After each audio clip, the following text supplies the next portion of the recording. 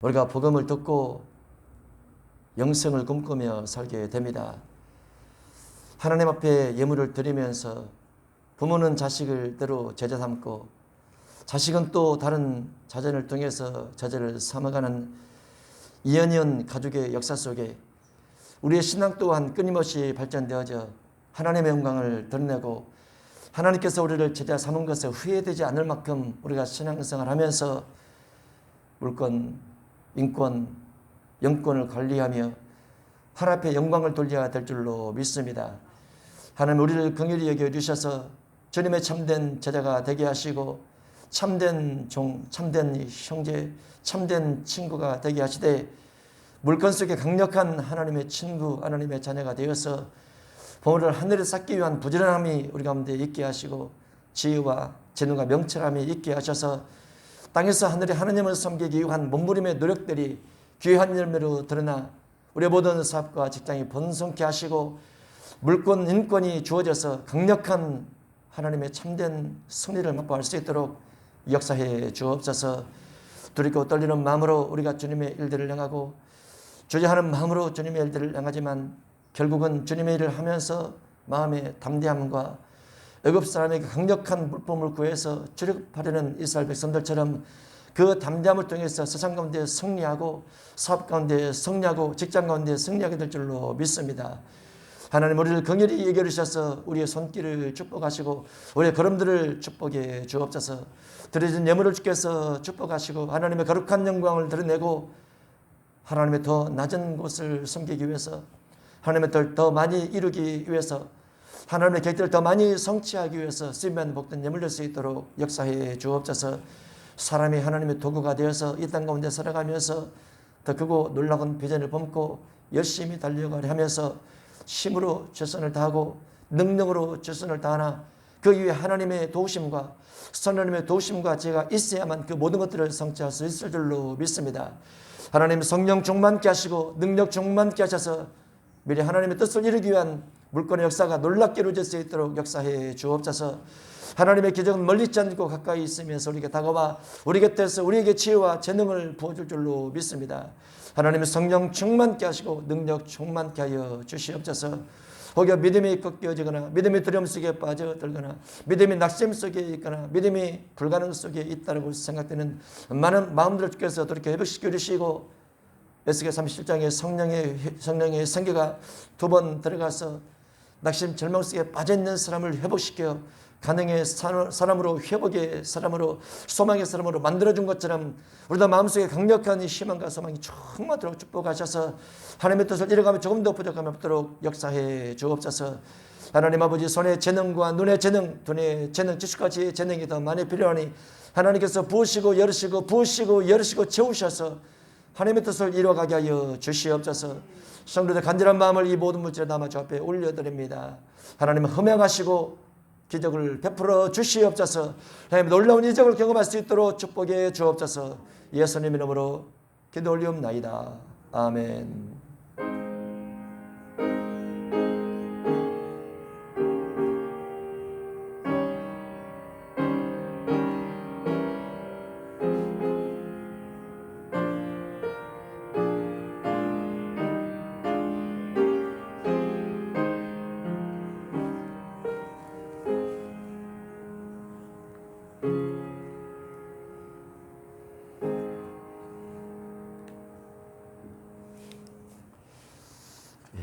오늘은 요한복음 1장 35절 이하를 가지고 제자라는 제목으로 말씀을 나누고자 합니다. 세례 요한의 제자가 예수님의 제자가 되어버렸습니다. 자신의 제자가 예수님의 제자가 된다는 것은 기분 좋은 일은 아니죠. 근데 세례 요한이 자신의 제자를 향해서 저분이 나보다 뛰어난 분이다 라고 말을 하니까 제자 두 사람이 예수님의 제자로 가버렸는데 그게 세례 요한의 뜻이었다 이렇게 생각한다면 세례 요한의 마음의 너그러움은 대단하다 이렇게 볼 수 있는 것이죠. 사업이나 직장이나 내 고객이 다른 가게로 가버리면 화나지 않습니까? 제자가 다른 제자로 가버렸다는 것은 화날 수 있는 충분한 요소가 됨에도 불구하고 세례 요한은 자신의 제자가 예수님의 제자가 되는 것을 흔쾌하게 용납하고 인정하고 오히려 잘됐다 이렇게 생각했으리라고 봅니다. 왜냐하면 그것이 세례 요한이 설교해왔던 주된 내용이기 때문에 그렇습니다. 세례 요한의 설교 속에는 내 뒤에 오시는 분이 계시는데 그분은 능력이 나보다 훨씬 더 많아서 나는 그분의 신발끈 풀기도 감당치 못할 정도로 대단한 분이다. 나에게 배우는 것보다 그분에게 배우는 것이 나을 것이다. 이렇게 내 설교를 해왔기 때문에 실제로 예수님께서 나타났을 때 세례 요한의 반응은 저분이 바로 그분이야. 제자들아, 저분이 그분이라니까 그분에게 가는 것이 맞아. 라고 예수님을 담대하게 소개할 수 있었던 것이죠. 그러나 우리가 사람의 감정이나 인간의 감정으로 보면은 내가 어떻게 키웠는데 저리로 가? 아무리 뛰어나도 그렇지. 이렇게 생각한다면 우리가 온전한 스승은 되지 못할 것이다. 이렇게 볼 수 있는 것이죠. 우리 미래 시대는 두정인 시대가 온다고 그랬죠. 두정인 시대에 오면 두정인도 다 가야 됩니다. 누구든지 상관없어요. 다 두정인에 가야 됩니다. 그때가 되면 두정인 곁에 붙어 있어야 돼요. 그렇지 않으면 우리가 주님 만나기 훨씬 더 어려울 수가 있어요. 그때가 되면. 근데 두정인이 누가 될지는 모르는 거죠. 지금이야 많은 설이 있지만은 3차 대전 나고 나서 개조 11장 시대는 설이 없습니다. 왜냐하면 두정인의 능력이 워낙 강하기 때문에 정치인들도 경제인들도 두정인을 못 이겨요. 그래서 명확하게 구분이 되고 그때 두정인을 알아보고 그 편에 붙어서 그분의 가르침을 따라가는 거 이거는 대단하게 중요하게 된 것이죠. 우리가 제자라는 이름이 구약에는 별로 없습니다. 구약은 제자 삼지 않습니다. 구약은 종을 삼습니다. 또는 다음 세대를 끌어갈 리더를 삼죠. 예수님처럼 12제자를 삼진 않아요. 그저 각 지파 12지파를 분배를 해서 12지파 족장이 되고 사사가 되고 또 왕이 되고 하면서 그대로 어떤 권력이 이어져 가는 거지 신약처럼 제자를 삼아서 가는 건 아닙니다. 제자라는 건 뭡니까? 제자라는 것은 스승의 가르치는 것, 스승의 도의, 스승의 도를 스승이 제자에게 알려주면 제자가 스승의 도를 물려받아서 자기 또한 스승이 가르친 도를 따라서 살아가면서 자기에게 맡겨진 또 다른 제자를 양성을 해서 그 제자에게 자신의 도를 물려주되 스승이 자기에게 가르쳐준 것을 물려주어서 그 도가 이어져 가게 하는 것이 제자의 길입니다. 기독교도 제자의 길이라고 볼 수 있죠. 기독교도 제자의 길인데 정말 제자의 길을 가야 됩니다. 제자의 길. 종의 길을 가면 안 되고 단순하게 믿음의 사람, 예수 믿는 교인의 길을 가면 안 돼요. 그거는 단기간에 끝납니다. 단기간에. 교인은 단기간에 끝나요. 제자는 오래 가는 겁니다. 평생 가는 겁니다. 영원까지 갈 수 있는 거죠. 그래서 제자가 중요한데 본문에 그렇게 되어 있죠. 또 이튿날 요한이 자기 제자 중 두 사람과 함께 섰다가 자기 제자와 함께 뭔가 서 있었던 것이죠. 다만 이 제자의 의미 속에는 세례 요한이 이들에게 자신의 가르침을 충분히 주었던 제자라고 볼 수 있죠. 자신이 가르쳤던 가르침을 준 제자. 이게 중요합니다. 세례 요한은 어떠한 가르침을 주었나? 세례 요한의 설교는 이웃사랑과 정직 이 두 가지입니다. 이웃을 사랑해야 된다. 어떻게? 먹을 것과 옷이 있으면 나눠줘야 된다. 그렇지 않은 자에게. 그리고 세례받은 군인들은 정직해야 된다. 이 두 가지를 가르쳤어요. 그게 누가복음 3장 4장에 기록되어 있죠. 또 세례 요한은 예수님을 성령 세례 주시는 분으로 소개했습니다. 자신은 그에 비하면 구약의 선자이기 때문에 미미한 존재 이렇게 스스로 자신을 낮출 수밖에 없는 존재였죠. 그래서 세례 요한이 자신의 제자를 향해서는 나보다 그분이야 라는 것들을 반복적으로 소개를 하고 그분이 오신다면 그분에게로 가는 것이 맞다 이렇게 생각을 했다라고 볼 수 있는 거죠. 세례 요한은 자신보다 뒤에 오시는 이에 대한 능력을 자꾸 강조를 하면서 자신의 제자들을 예수님의 제자가 되도록 하라겠다. 이게 중요한 거예요. 이게 중요한 거. 부교육자 같은 경우는 담임 목회자의 의중을 따라가는 것이 가장 중요합니다. 자신의 의중은 내려놔야 돼요. 무조건 내려놔야 됩니다. 자신의 의중은. 나는 하나님을 섬긴다. 그럼 혼자 개척해야죠. 그런 경우는 교회마다 특징이 있죠. 교회마다 특징이 있습니다. 그 특징은 제가 구약에 저도 많은 목회자를 가르치다 보니까 구약에는 하나님께서 항상 시대마다 한 분만 둡니다. 애굽에서 나온 사람의 장정만 60만 명임에도 불구하고 모세 한 사람을 통해서만 지도를 하세요. 아론이나 미리암이나 족장이 12족장이 있어도 그들을 통해서 끌어가지 않습니다. 항상 교회는. 그게 원칙이에요. 원칙. 구약의 원칙. 그거를 4,000년 동안 그리워왔어요. 4,000년 동안. 4,000년 동안. 그래서 신약에도 거의 그 리더의 역할은 중요합니다. 그 대신 심판이 커요. 리더는. 심판. 야고보 3장에서 잘못 가르치면 죽는다. 이렇게 돼 있단 말이에요. 심판이 훨씬 더 크다. 많이 준 자에게 많이 달라 할 것이요 해서 심판이 커요. 그래서 두려운 거죠. 두려운 거. 제자는 세례 요한은 자신의 목적은 자신의 제자들을 어떻게 하면 예수님께 붙여줄까, 예수님을 따라가게 할까, 예수님께 맞춰줄까라고 연구를 한 거죠. 끊임없이. 저는 하나님의 심판을 피하기 위해서 어쨌든 성경으로 가야 됩니다. 이 말만 하는 거고. 내 거를 가르치면 안 되죠. 내 거를. 내 걸 가르치면 안 돼요. 내 경험이라는 것은 바람처럼 지나갑니다. 이슬처럼 사라지고. 그런데 성경은 영원히 존재를 하죠. 2000년 동안 살아남았고 앞으로도 살아남을 겁니다. 앞으로도 만약에 성경을 없애버리는 시대가 되면 우리는 성경을 머릿속에다 집어넣어서 출애굽기 1장 구역, 2장 모세 탄생, 3장 모세 소명, 4장 모세 훈련, 마태 1장 예수님의 족보, 약속의 족보, 2장 동반마사 이렇게 다 외워놔야 돼요. 외워놔서 성경이 사라지는 시대에도 여전히 머릿속에는 성경이 남아있어서 어느 곳에 갈지라도 마태 1장, 마태 2장 내가 그 말씀에 살았나? 내가 약속의 자손 될 수 있나? 라는 것을 되새기면서 동반마사처럼 유대인의 왕, 진리의 왕을 따라가고 있나? 라는 것들을 점검하면서 자기 신앙을 지켜가려고 해야 됩니다. 마지막 시대는 아직 멀긴 했지만은 마지막 시대는 성경 머릿속에 넣어놔야 돼요. 그런데 성경을 머릿속에 넣어놓는 것은 예수님께서 오시면서부터 시작이 됐어요. 2000년 전부터. 다만 성경을 그렇게 외우는 중심으로 가지 않았을 뿐이죠. 왜냐하면 그때 당시에는 성경이 초대교회 당시에는 없었으니까. 구약은 법궤에다 넣고 신약도 별로 인쇄술이 발달이 안 됐으니까 성경이 지금처럼 자유롭게 들고 다니지 못했던 시대예요.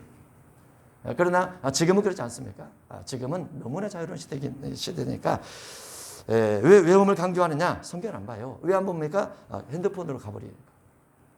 옛날에는 성경책 들고 다니니까 그래도 앉으면 이렇게 떠들 보잖아요. 우리 박 장로님 성경을 필사를 하고 계시더라고요. 지금은 일부러 그러기도 해요. 그래서 대부분 젊은 사람들은 핸드폰으로 가보니까 핸드폰 보고 필사하면 눈이 안 좋잖아요. 그래서 지금은 외워야 된다. 성경을 외워야 된다. 통째로 다 외워야 된다. 통째로. 그래야 우리의 신앙이 유지관리 되기 때문에 세례 요한은 자신의 제자들을 너는 내 제자야. 너는 나에게 머물러 있어야 돼. 라고 말하는 것이 아니고 나보다 능력 많으신 그분이 오시면 그분으로 가야 돼. 우리의 신앙의 중심 언제나 성경이 되어야 돼. 성경. 읽고 또 읽고 읽고 또 읽고 계속 읽으면서 성경을 살펴보는 그런 삶이 되어야 되겠죠. 세례 요한이 예수께서 건해심을 보고 말하되 보라 하나님의 어린 양이로다. 세례 요한의 눈에는 예수님이 어떤 분을 보였느냐? 예수님이 속죄 양으로 보인 거죠. 예수님을 생각하면 그분은 죄 사함을 주시는 분이야. 예수님을 생각하면 그분은 우리의 죄를 짊어지신 분이야. 이사야 53장으로 하면 예수님은 우리의 질병을 짊어지신 분이야. 나는 병이 생기면 예수님께 얼른 드려야 돼. 나는 문제가 생기면 얼른 예수님께 드려야 돼. 예수님은 내 모든 것들을 짊어지기 위해서 오셨기 때문에 나는 모든 것들을 예수님께 드려야 돼. 그리고 부활하신 예수님으로부터 많은 것들을 공급받아야 돼. 지식도 지혜도 명철과 재능 종명도 공급받아야 돼. 이렇게 생각해야 돼. 여러분 힘들 때는 예수님께 자꾸 짐을 옮겨 이사를 시켜주기 바랍니다. 여러분 힘든 부분을 주님께 자꾸 맡겨야 돼요. 고난받으신 그 주님 앞에 올려드려야 돼요. 그리고 우리가 꿈꾸는 소망 이런 것들을 부활하신 예수님으로부터 가져와야 되고 그러면 이제 우리가 힘이 나는 거죠. 힘이 나는 거예요. 어린 양은 죄인을 속죄하고 그 속죄를 위해서 예수님께서 오신 어떤 희생적인 부분을 중심에서 가게 되지만 세례 요한의 관점에서 예수님을 그렇게 바라봤더라고 말이죠. 예수님은 어린 양만 있는 것이 아니고 부활도 있고 치유도 있고 지식도 있고 재능도 있고 여러 가지가 들어있죠. 다만 각자의 신앙에 맞게 예수님을 바라보지만 세례 요한의 관점에서는 구약 선지자다 보니까 구약의 짐승의 피를 통한 속죄가 신약의 예수님의 피를 통한 속죄여야 되기 때문에 예수님께서 어린 양으로 오셨더라라는 것들을 강조하고 있는 겁니다. 우리가 어떤 죄를 지었을 때 그 죄를 용서받을 수 있는 길이 있다. 지금도 자범죄를 짓고 있지 않습니까? 자범죄를 예수님께 던져서 내 죄가 용서받을 수 있는 길이 있다. 만약에 내 죄가 노출되었다면 법원에 고발당해서 법원에서 재판을 받을 터인데 노출되지 아니하고 않지만은 주님은 알고 계시기 때문에 그 죄에 대해서 앞에 용서를 구하면 주님 피가 내 죄를 덮으면서 내 죄가 용서된다. 얼마나 감사한 일입니까? 죄를 덮는데, 죄를 없이 하는데, 죄를 용서받는데 우리가 대가를 치른다고 하면 구약처럼 비둘기 한 마리, 매일 비둘기 한 마리씩 드려야죠. 통닭은 매일 못 사 먹잖아요. 비둘기 매일 드려야 된단 말이죠. 속죄 때문에. 매일 상번제로 드리고 일주일에 한 번씩 안식일도 드리고 한 달에 한 번씩 월삭 드리고 계속 그래야 된단 말이죠. 그러니까 세례 요한처럼 예수님을 어린 양으로 바라볼 때 예수님에 대한 속죄는 굉장히 은혜다. 구약의 관점에서 보면 그렇게 볼 수 있는 것이죠. 두 제자가 세례 요한의 말을 듣고 예수님을 따르거늘 예수님께로 가버렸어요. 예수께서 돌이켜 그 따르는 것을 보시고 예수님이 이제 세례 요한에게 있던 제자가 자기들에게 오니까 예수님께서 보는 거죠. 물어 이르시되 무엇을 구하느냐? 무엇 때문에 나를 따르느냐? 그 말이죠. 왜 나 따라와? 네 스승 따라가. 예수님은 네 스승 따라가. 왜 나를 따르느냐? 나를 통해서 무엇을 얻기 위해서 따라오느냐? 그 말이죠. 세례 요한의 소개를 받고 예수님을 따라가지만 왜 무엇 때문에 따라가는지 제자들이 스스로 몰라요. 예수님께 묻는 거예요. 왜 나 따라오느냐? 그냥 세례 요한 따라가지. 우리는 예수님을 따르며 무엇을 얻을 것인가? 예수님 보고 무엇을 보고 예수님을 따라가는 것인가? 교회를 가는 것인가? 예배를 드리러 가는 것인가? 예배는 왜 드려야 되나? 왜 예수를 믿어야 되나? 찬송을 왜 드려야 되나? 기도를 왜 하나? 근본적인 목적적인 부분이 명확하지 않다면 우리가 허공에서 발을 젓고 있는 것 같다. 볼 수 있어요. 허공에 발을 젓고 있는 거죠. 사도행전 19장 23절 이하에 사도 바울이 복음을 증거하면서 에베소 갔는데 에베소 지역에 들어가서 엄청난 소란이 나게 됐습니다.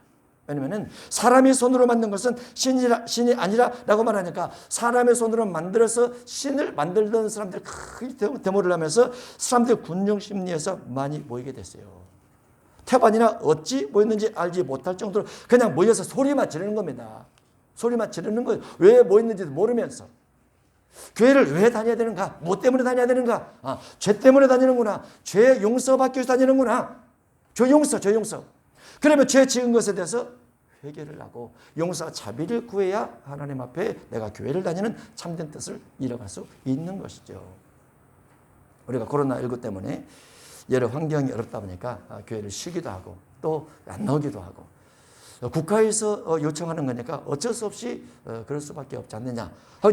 제가 주중에 왜냐하면 7월 달에는 좀 완화되겠다라고 생각을 하고 7월 달에는 6인까지 또 15일 지나면 8인까지 모임이 허락하는 걸로 되어 있잖아요. 그래서 완화가 되네. 그러면 이제 우리도 모일 수 있겠네라고 생각을 하면서 국가에서 모이지 말라고 해서 안 모인 것은 국가에 충성을 다한 것인데 이건 죄가 되나 죄가 안 되나 이렇게 생각을 해봤어요. 국가에서 기도하지 말라고 하고 국가에서 찬송하지 말라고 해서 기도하지 않고 찬송하지 않는 것은 죄가 되나 죄가 안 되나 이걸 생각해 봤어요. 여러분 생각 어떻습니까? 알아서 하세요. 뭐 각자가 안 틀리겠지만은 하나님 신앙하고 국가 신앙은 틀리긴 틀립니다. 하나님이 원하는 것을 하지 않는 것은 죄가 되는 거예요. 물론 구약처럼 뭐 짐승을 드린다 그럴 필요는 없습니다. 다만 우리가 회개는 해야 되지 않느냐. 국가가 요구한다고 국가가 요구한 걸 100% 따라가기 때문에 이건 죄가 아닐 수 있다라고 생각해서는 안 된단 말이죠. 그러나 마지막 시대는 현대보다도 훨씬 더 많은 것들을 국가가 요구할 텐데 그때 우리의 신앙이 지금보다 훨씬 더 신앙생활하지 못할 상황이 될 때도 여전히 우리는 회개를 필요로 한다라고 볼 수 있는 것이죠. 그래서 회개해야 되겠다 이렇게 생각을 하게 됐습니다. 예수님께서 무엇을 구하느냐라고 그들에게 묻죠. 이제 라삐요 어디 계십니까? 라삐요 선생님 어디 계십니까? 우리는 선생님을 따라가고 싶습니다. 그 말이죠. 선생님은 어디로 가십니까? 우리가 선생님을 따라가고 싶은데 선생님은 어디로 가시고 무엇을 향해서 가시는 겁니까? 라고 제자가 묻고 있는 거예요. 그러니까 세례 요한의 제자들과 예수님의 대화가 어긋맞습니다. 뭔가 목적이 명확하지 않고 대화가 소통이 안 되는 것 같지만은 그러나 그 속에 의미는 있어요. 선생님 어디로 가십니까? 무엇을 향해서 가시는 겁니까? 예수님이 가는 길이 어디인지 모르지만은 제자들도 따라가고 있는 거예요. 세례 요한이 예수님에 대해 소개를 하긴 했는데 예수님이 무엇을 목적해서 어디를 향해서 가는지 모르지만은 세례 요한이 소개를 했기 때문에 세례 요한의 제자들이 그냥 가는 거예요. 어떤 분이 유명하다고 하니까 그냥 가보는 거예요. 그냥 가서 보니까 별것도 없는데 유명하다 그 말이죠. 우리가 아니 맛집을 가잖아요. 소문난 맛집 가서 먹어보니까 별것도 없던데 소문나가지고 괜히 왔네. 이럴 때도 있잖아요. 세례요한이 예수님에 대해 그렇게 소개를 하는데 가서 보니까 예수님 어디 가시는 거예요? 뭐 하는 거예요? 몰라, 그냥 가. 예수님이 그랬다고 해봐요. 근데 그런 상황입니다. 그러니까 예수님은 너희 스승인데 왜 다 따라와? 무엇을 권하냐? 내가 선생이긴 하지만 무엇을 권하냐? 아니 예수님 어디로 가시는데? 이러고 있는 거죠. 예수님의 가는 길이 어디인지 제자들도 잘 몰랐다. 허다합니다. 왜냐하면 실제로 예수님이 3년 동안 교육을 했음에도 불구하고 예수님이 고난과 죽임을 당하고 3일 만에 부활하리라 이거를 반복해서 여러 번 말했음에도 불구하고 예수님이 실제로 죽임을 당하는 환경 가운데 있을 때 다 도망가 버렸어요. 부활이 안 떠오른다니까요. 부활의 생각이 안 난다니까요. 예수님께서 말씀하신 그 말씀에 대한 믿음이 안 된다니까요. 그래서 우리의 신앙들이 어느 상황에서 반드시 시련 또는 시험을 통해서 연단을 받는 때가 와요. 하나님이 우리의 신앙이 참인지 거짓인지 달아볼 때가 온다 그 말이죠. 그냥 평탄하게 이렇게 가는 신앙생활은 미래는 없어요. 과거 70년 있었어요. 과거 70년. 근데 평화시대가 지금 끝나버렸단 말이죠. 세계적으로. 군비의 엄청난 경쟁력을 가지고 서로 준비를 하고 있지 않습니까? 미국도 군비 경쟁 엄전하게 준비를 하고 있죠. 식스지를 가지고 중공을 대항을 하자. 우리나라 대통령하고 대통령이 만났을 때 이야기를 했어요. 중국에서 레이저 무기를 개발하니까 미국에서도 레이저 무기를 개발하고 우리나라 레이저 무기가 훨씬 더 정확하다고 하죠. 레이저 무기 놀랍습니다. 레이저 무기. 일반 무기들 같은 경우는 뭐 사람이 장착을 하고 뭐 하잖아요. 비용도 많이 들고 레이저를 보통만 들면 빛이 쫙 가지고 비행기를 격추시켜버립니다. 엄청난 군비 경쟁 속에 지금 들어가 있죠. 러시아도 마찬가지고 중동 지역도 마찬가지고 끊임없이 우리가 예수님을 따라갈 때 예수님께서 어디로 가십니까? 라고 잘 보고 가야 되죠. 잘 보고 가야 돼요. 근데 잘 모르더라 그 말이 제자들 때 3년을 가르쳤음에도 불구하고 요한복음 13장 3절 6절 시몬 베드로가 이르되 주여 어디로 가십니까? 예수님께서 고난과 죽음과 부활을 말씀하시니까 베드로가 예수님 어디 가시는데요? 라고 묻는 거예요. 예수님께서 내가 가는 곳에 네가 지금은 따라갈 수 없으나 후에는 따라오리라. 베드로가 이르되 주여 내가 지금은 어찌하여 따라갈 수 없습니까? 지금껏 따라왔는데요. 3년을 따라왔는데요. 3년을 예수님과 같이 신앙생활을 했는데요. 왜 앞으로는 못 따라간다고 말씀하십니까? 라고 말하는 거죠. 이미 예수님께서 고난 죽음 부활을 말했음에도 불구하고 예수님께서 안 죽을 것처럼 생각을 하고 있는 거예요. 베드로가. 가르침과 깨달음은 반대가 될 수도 있어요. 반대가. 참 어렵죠. 신앙이 어려워요. 요한복음 14장 2절 이하에 예수님께서 거처를 말씀하십니다. 그래서 도마가 주여 주께서 어디로 가시는지 우리가 알지 못하거늘 그 길을 어찌 알겠사옵나이까? 저는 이제 이런 성경을 보면서 예수님께서 좀 더 쉽게 설명 좀 해주셨으면 얼마나 좋았을까. 잘 펼쳐가지고 쉽게 아주 쉽게 초등학생 다루듯이. 근데 거의 동문서답입니다. 거의 동문서답이에요. 도마가 주님 어디로 가시는지 모르는데 우리가 그 길을 어찌 알겠습니까? 예수께서 이르시되 내가 곧 길이요 진리요 생명이니 나로 말미암지 않고는 아버지께로 올 자가 없느니라. 예수님은 죽어서 천국 가는 걸 말하고 있는 거예요. 제자들은 죽어서가 아니고 예수님께서 뭔가 인생을 살아가면서 이 길로 가겠다는 것을 예수님의 제자는 생각하는 거고, 그럼 예수님은 제자들 생각을 다 하니까 제자들아 나는 죽은 다음에 천국 가는 길을 예수님의 이름을 통해 저 사람마다 이렇게 하나씩 간다라고 설명하고 있는 거야. 이렇게 말해주지 않고 예수님은 그저 내가 아버지께로 간다. 나를 통하지 않으면 갈 수 없다. 이렇게 단순하게 말씀해 버리는 거죠. 이게 제자들이 그 길이 무엇이냐고 말이죠. 예수님께서 가신 그 길이 무엇이냐고 말이죠. 근데 왜 예수님과 예수님의 제자들 대화를 하면서 이 동문서답형의 대화를 자꾸 하시는데 이것이 진리라고 해서 우리가 늘 보고 있느냐. 주님은 그런 부분이 있습니다. 들을 게 있는 사람은 듣고 들을 게 없는 사람은 못 듣게 만들어버렸어요. 이게 아이러니죠 또.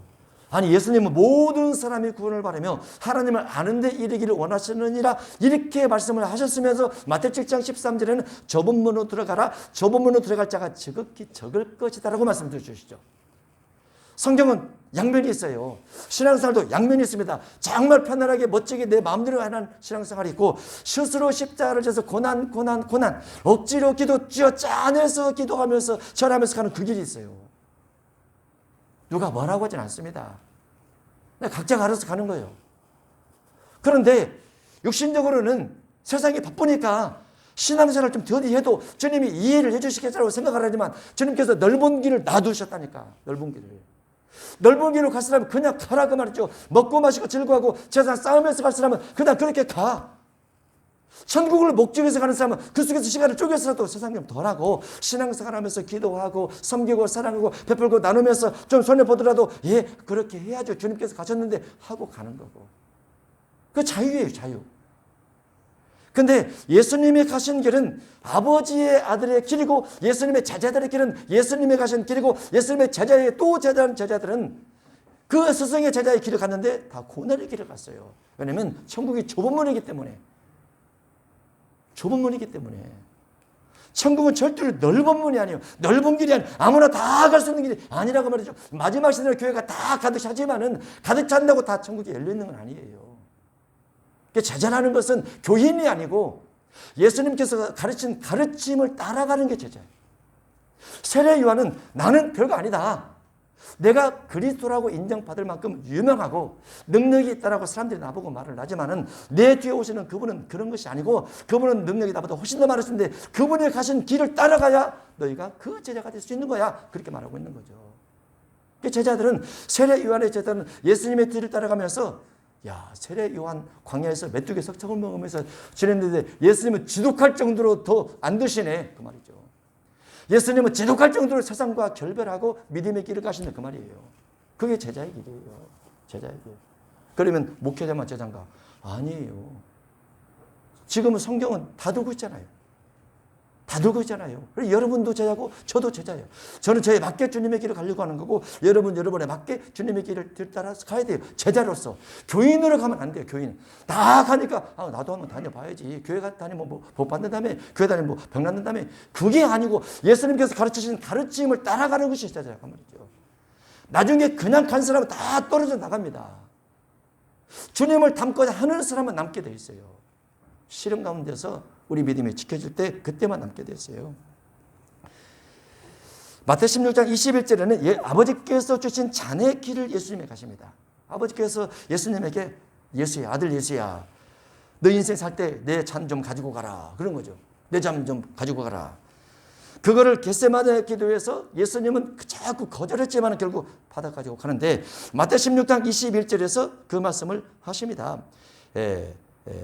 예수님께서 고난을 받고 죽임을 당하고 제3일에 살아나야 될 것이다. 마태 26장에서 이 잔을 내게서 옮기시옵소서라고 말씀하시면서 마태 20장에서 또 제자의 어머니가 예수님께 요구를 하면서 좌우변일에 앉게 해달라고 요구를 하죠. 그때 예수님께서 내 자리에 앉으려면 잔을 받아야 돼. 나는 그 잔을 가지고 가는 거야. 아버지께서 내게 주신 잔을 가지고 가는데 너희도 내 잔을 받을 수 있어? 라고 말하니까 그 제자의 어머니는 아무것도 모르고 받을 수 있죠. 예수님이 잔 주신다는데. 그렇게 말을 하죠. 그 잔에 예수님의 제자를 데리고 가는데 겟세마네 다 졸고 있잖아요. 못 따라간다니까. 못 따라가서. 졸아버려요. 자버려요. 그리고 결국은 예수님 죽으실 때 도망가 버리고 베드로는 저주하고 부인하고 맹세하면서 예수님을 실에서 떠나가 버리고 그런 상황이 생기는 것이죠. 그래서 예수님을 따라간다는 것은 예수님 어디 계십니까? 예수님 어디로 가십니까? 그래 내 잔을 나는 아버지의 잔을 받아 가지고 가는데 너희는 내 잔을 가지고 따라와야 되는데 따라올 수 있어? 그 말이죠. 그 말이에요. 예수께서 이르시되 와서 보라. 너희가 나를 찾느냐 선생을 찾느냐 나 따라와 봐. 따라와 봐. 내가 어떤 하나님의 아들로 무언가를 보여주는가 한번 봐봐 그 말이죠. 이 속에는 우리의 신앙은 신앙이 체험 신앙이다. 우리가 하나님은 살아계시거든요. 영의 하나님은 살아계시고 부활하신 예수님이 살아계시고 비록 눈에 보이지 않지만은 살아계심이 틀림없죠. 그래서 여러분 곁에 천사가 왔다 갔다 하고 귀신들이 왔다 갔다 하면서 우리가 밤잠에 귀신들이 얼싸 좋네 하고 박수를 치고 우리가 주님을 위해서 뭔가를 하면 천사가 막 기뻐하면서 박수를 치면서 하나님께 영광 돌리고 그럴 겁니다. 그러니까 우리의 신앙이 살아있어야 돼요. 우리의 신앙이 현실적으로 주님을 따라가면서 뭔가 체험하고 경험하고 꿈을 꾸거나 하나님의 음성을 듣거나 아니면 하나님의 기도를 위해서 응답을 받거나 이런 부분이 손에 쥘 만한 것들이 있어야 된다고 말이죠. 그렇지 않으면 예수님께서 와서 보라 이 말이 안 맞아요. 남이 다니니까 교회 다니는 거 그건 신앙생활 아니죠. 그건 교인이죠. 교인. 와서 보라 예수님께서 말하고 있죠. 나를 따라와봐. 무엇을 경험할 수 있는지 내가 하나님 아들로서 무엇을 하는지 우리가 믿는 우리 한 사람 한 사람이 믿는 예수 어떤 분입니까? 어떤 분이에요? 응답 주는 분? 음성 들려주시는 분? 정말 하나님은 정말 살아계시는 분? 이것이 내 심장에서 콱 박혀 있어야 돼요. 콱 박혀 있어야 돼요. 콱 박혀 있어야 돼요. 그것이 그래야 예수님을 따라가는 제자 또는 백성, 성도가 될 수 있는 것이죠. 그러므로 그들이 가서 계신 데를 보고 그날 함께 간 이때가 10시쯤 되었더라. 예수님을 따라가죠. 따라가면서 결국은 이제 저녁이 됩니다. 그런데 요한복음 4장에도 보면은 사마리아 여인을 예수님 만나서 사마리아 여인이 동네 가서 막 말을 해요. 동네 사람들이 예수님 말을 듣고 예수님의 말을 듣고 야 사마리아 여인이 말했던 분보다도 예수님이 진짜 그리스도가 맞네? 라고 고백을 하는 거죠. 그러니까 누군가 우리에게 신앙을 제공을 했어요. 그걸 내가 받아들여서 교회를 다니게 됐어요. 교회를 다니면서 내가 설교를 듣고 그 설교 속에서 예수님이 이런 분이라고 알게 됐어요. 그러면 누군가 내게 교회 다니라고 말했던 것보다도 훨씬 더 예수님은 살아계시고 정확하시고 능력이 있으시고 부활하시고 이런 부분을 내가 믿어줘야 된다고 말이죠. 그분 때문에 교회를 다니는 거예요. 그분 때문에. 요한의 말을 듣고 예수를 따르는 두 사람 중에 하나는 시몬 베드로 형제 안드레라. 그가 먼저 자기 형제 시몬을 찾아. 자기 형제 시몬을 찾아. 요한의 말을 듣고 예수님을 따르는 제자가 베드로 형제 안드레입니다. 이제 안드레가 시몬을 찾아 전도를 하는 거죠. 내가 예수님 만났다. 그러면 전도를 합니다. 또는 이제 복음적인 부분에서 어떤 부분들은 가족 복음화를 항상 최우선합니다. 가족 복음화. 예수님도 가족 복음화를 최우선해요. 가족을 형 동생을 제자 삼아요. 형 동생 형제를 가족 복음화. 세상 사람들은 교회를 무너뜨리기 위해서 가족 복음화 부모 아버지 할아버지 아버지 대를 이어서 목회 싫어해요. 세상 사람들은. 왜냐하면 교회 파괴 전략이니까. 세상은 교회 파괴 전략이잖아요. 세상이 어떻게 교회에서 하는 것들을 다 싫어하죠. 세상은. 근데 교회는 안 그래요. 구약은 계속 레위인 중심에서 계속 대를 이어서 내려오지 않습니까? 할아버지도 아버지도 아들도 손주도 계속 이어서 목회자 집안에 목회자 나오는 게 당연한 거고 사업가 집안에 사업가가 나올 수밖에 없는 거죠. 왜냐하면 DNA를 물려받으니까. 세상은 반대로 가죠. 왜냐하면 교회를 없애버려야 되거든요. 지도에서 빼버려야 되거든요. 세상은. 그래서 예수님은 제자를 선택할 때 형제끼리 부르는 거예요. 형제끼리. 우리의 신앙의 중심에서도 내 형제 중에 예수님 안 믿는 사람 있나? 자꾸 기도해 주세요. 우상 숭배하는 형제 있나? 자꾸 기도해 주세요. 사단이 자꾸 붙어서 그 사람 예수 못 믿게 만드는 거예요. 사단이 붙어서. 이단 종교 붙어서. 그래서 자꾸 기도를 해서 사탄이 물러가도록 귀신 떠나가도록 그러면 본래 인간의 모습이 돌아오고 인간의 모습 속에 관심이 영혼에 대한 관심을 갖게 돼 있어요. 그러면 주님을 만나게 되는 거고. 기도를 쌓아놓으면 하나님께서 인도해 주십니다. 하나님께서 기도를 쌓아놓으면 중보기도가 쌓여야 돼. 얼마큼 쌓여야 되냐. 그들이 귀신을 섬기는 것보다 기도가 더 많이 쌓여야 돼요. 그래야 귀신을 이기고 기도가 들어갈수록 그 사람 예수 믿게 만드는 거예요. 영적 싸움입니다. 영적 싸움. 믿는 사람에게 천사가 있듯이 안 믿는 사람에 귀신이 있어요. 당연히 있죠. 없다고 생각하면 절대 안 됩니다. 반드시 있습니다. 어떤 일이 있습니까? 예수 못 믿게 하는 귀신이 있어요. 이단을 믿게 만드는, 다른 종교를 믿게 만드는, 하나님 외에 다른 신을 믿게 만드는 귀신들이 있어요. 영적인 세계는 육의 세계를 지배하기를 하기 때문에 예수님께서 제자를 가족별로 부릅니다. 노아의 구원 같은 경우도 노아의 그 7 식구 가족이잖아요. 가족. 노아 7 식구도 가족. 여러분도 먼저 믿은 여러분들이 여러분의 가족을 책임지는 선교사가 돼야 돼요. 자꾸 식구들을 위해서 기도하세요. 현재 가정의 울타리를 넘어서서 대가족제도 같은 경우는 집안 전체를 놓고 같이 살지 않았습니까? 대가족제도는 지금 핵가족제도니까 내가 책임져야 될 부분이 얼마 안 되는 것 같아도 대가족으로 생각해야 돼요. 복음적인 부분에서. 외국 선교부 갈지라도 가족 선교는 반드시 책임지고 기도해야 된다. 가족 선교. 안드레가 시몬을 만나서 우리가 메시아를 만났다라고 말하죠. 메시아를 만났다. 내가 목수를 만났어. 이거 아니죠. 세례 요한의 제자가 저리로 가서 메시아를 만났다라고 안드레에게 가서 말하는 거예요. 메시아를 만났다. 대단한 겁니다. 메시아를 만났다. 그를 목수로 만났다. 30살 청년을 만나서 머리가 파마를 어떻게 하고 옷은 어떻게 입고 이런 사람 만나서 이런 게 아니에요. 어떤 사람을 대면하면 그 대면한 그 사람의 내면 속에 무엇이 이렇게 들어있는가? 무엇이 그 사람의 중심 속에 사상으로 이념으로 생각으로 가지고 있는가? 어떠한 지식을 가지고 있고 어떠한 지혜를 가지고 있는가? 이걸 파악을 했더라고 말이죠. 그래서 안드레가 예수님 만나고 야 메시아시네. 메시아네. 우리 스승 세례요한에 말했던 그 메시아가 맞네 라고 와서 베드로에게 말하고 있는 거죠. 그리스도, 메시아는 번역하면 그리스도입니다. 메시아를 만난 사람들이 있죠. 동반마사들. 전 세계에서 가장 먼저 예수님께서 하나님의 아들로 그리스도로 이 땅에 오신다는 걸 알고 있었던 동반마사들. 그 동반박사들이 예수님을 찾아 나가기 위해서 자기 나라 자기 국가 속에서 예물을 들고 수천 킬로 되는 거리를 낙타를 가지고 갔는지 타고 갔는지 모르지만 걸어갔는지 모르지만 갑니다. 왜 갔다고 그랬죠? 진리가 너무나 중요하니까. 진리의 왕을 찾아서 황금을 찾아간 인디아나 존스 그게 아니고 진리를 향해서 열심히 갔다고 말이죠. 진리가 무엇이냐? 진리가 무엇인가 한데 자기 나라의 국가가 크고 자기 나라 왕이 훨씬 더 큼에도 불구하고 갓난 아기를 만나서 그 먼 거리를 찾아가느냐가 말이죠. 진리가 무엇이길래? 그게 동반박사예요. 위대하지 않습니까? 위대하죠. 메시아에 무관심한 사람도 많죠. 세례 요한을 찾은 사람들. 세례 요한만 보고 그리스도라고 생각했어요. 세례 요한은 계속 예수님에 대해서 말하는데 사람들은 세례 요한 보고 그리스도라 이렇게 말을 했어요. 반대로 메시아를 대항하는 자들이 있습니다. 너무 서운할 수 있는데 회당에 있는 자들이 일어나 동네 밖으로 쫓아내어 산 낭떠러지까지 끌고 가서 밀쳐 떨어뜨리고자 하되 아니 메시아를 동네 사람들이 알아보지 못하고 예수님을 죽여버리려고 했더라. 가족들도 예수님을 미쳤다라고 말해버렸더라.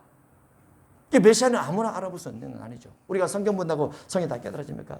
교회 다닌다고 천국길이 보입니까? 그런 건 아니에요.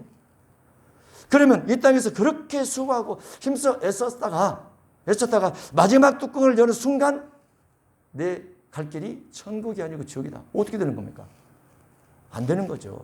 그 신앙의 관점을 우리가 최고로 중요한 가치로 생각해야 돼요. 중요한 가치로. 내 인생의 가장 중요한 가치가 무엇일까? 물질이다. 집 사는 거다. 장사하는 것이다. 사업하는 것이다. 돈 버는 것이다. 자녀 잘 되는 것이다. 그거는 바람처럼 가요. 바람처럼. 신앙의 가치, 영생까지 가는 우리가 이 땅에서 100년 살더라도 플러스 100년, 플러스 또 100년, 플러스 또 100년, 플러스 1000년, 만년, 영원까지 살아가는 그 신앙의 가치가 가장 중요한 가치다. 그런데 메시아가 실제로 왔을 때 가족들도 친지들도 동네 사람들도 예수님을 메시아로 알아본 자가 없었다고 말했죠. 안드레가 딱 보고 야 메시아네 이렇게 말했던 그건 대단한 깨달음입니다.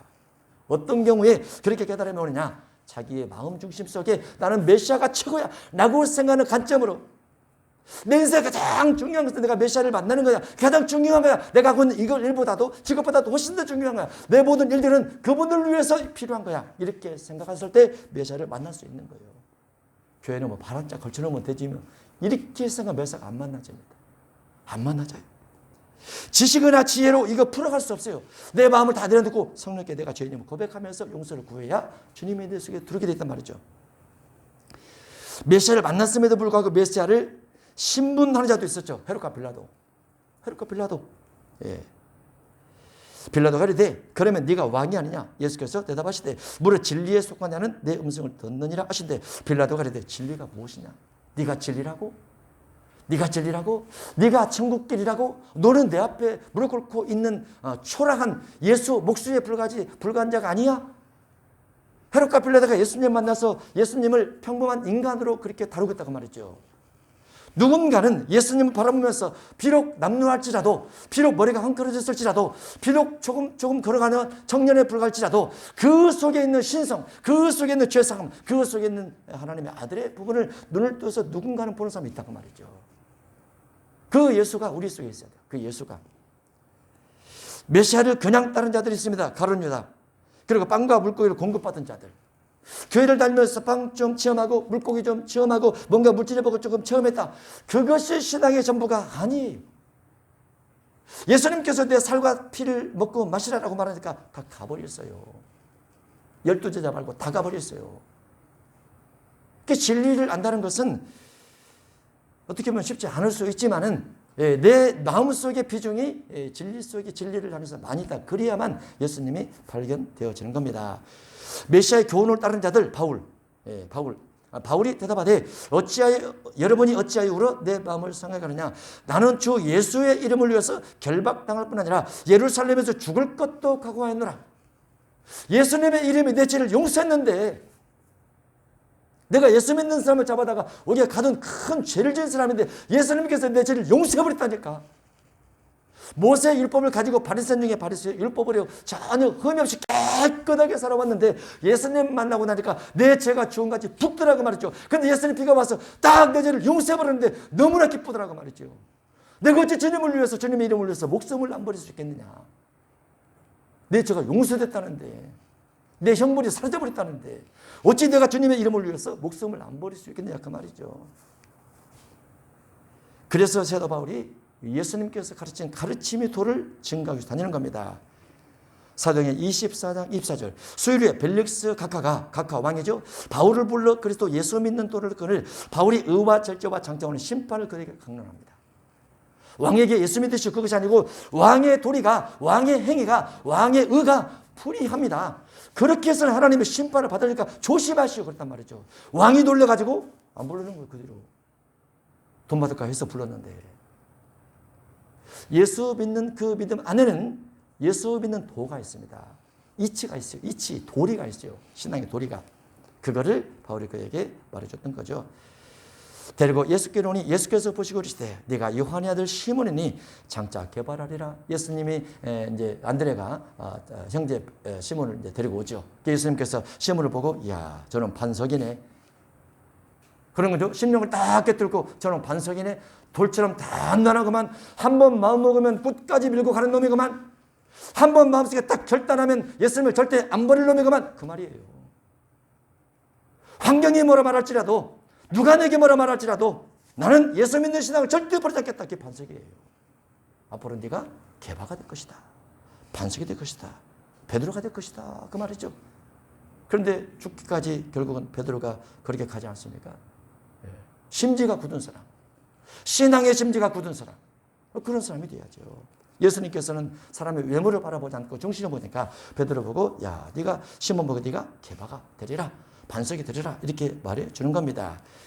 그 베드로가 결국은 예수님에 대해서 아주 대단한 일들을 많이 하죠. 신앙 고백을 첫 번째로 하고 그리고 베나산에서 예수님의 모습, 변화된 모습을 보고 비록 주님을 부인하고 저주맹세하면서 도망가긴 했지만은 이제 예수님 부활을 목격한 다음에는 부흥의 일꾼이 돼서 초대교회 리더가 되고 결국은 마지막 순교를 당하기 전에 베드로 전후서를 써서 예수님의 재림까지 정확하게 기록한 그와 같은 주님의 사도가 됩니다. 우리가 주님 속에는 정말 많은 지식과 지혜의 풍부함이 있습니다.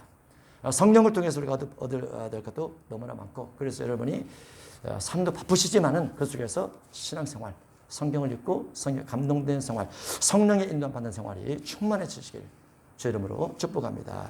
기도하겠습니다. 하나님 아버지 감사합니다. 예수님 어디 가십니까? 내가 예수를 왜 믿습니까? 교회를 왜 다니는 겁니까? 그러나 그 제자 중에 누구는 예수님을 메시아로 발견했습니다. 우리도 신앙생활하면서 예수님을 하나님의 아들로 메시아로 내 영혼의 구원자로 좁은 문을 인도해 가는 자로 명확하게 발견하고 그 뒤를 따라가야만 됩니다. 우리 모두 다 참된 제자가 되게 하시고 참된 종이 되게 하시고 참된 친구가 되게 하시고 참된 형제가 되게 하셔서 주님과 친근하게 지내고 주님과 교제하면서 영원히 이룰 수 있도록 축복해 주옵소서. 예수님 이름으로 기도합나이다. 아멘.